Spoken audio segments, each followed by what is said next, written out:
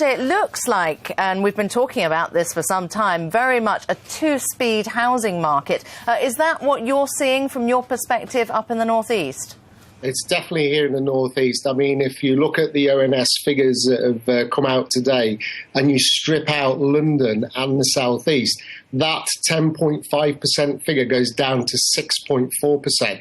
And I probably suspect that if you then look at it regionally, there's a vast varied of figures. I mean, here in the northeast, what we has found is with the government's Help to Buy scheme, it's certainly helped with activity. But in terms of pushing prices up to those dizzy heights of 20% that you're seeing in London and the southeast, that certainly hasn't transpired here as of yet.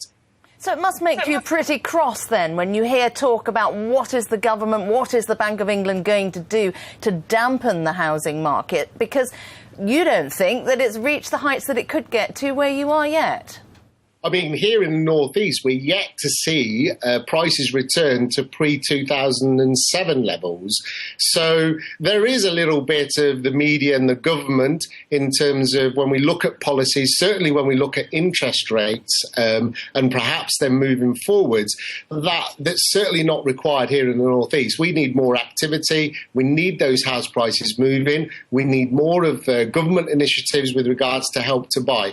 But there is definitely two sort of lines if we look at the economy, it's certainly where housing is concerned. So we still need to see some of those house price increases coming up here into the northeast.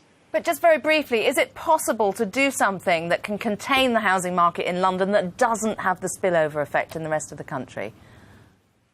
Well, you know, the Help to Buy scheme has certainly helped here in the northeast, and that has helped first-time buyers get onto the housing market. I think with regards to some of the initiatives where they've reviewed the mortgage market review that they've looked at, and certainly those multipliers might help to dampen down some of those 20% increases in London and the southeast.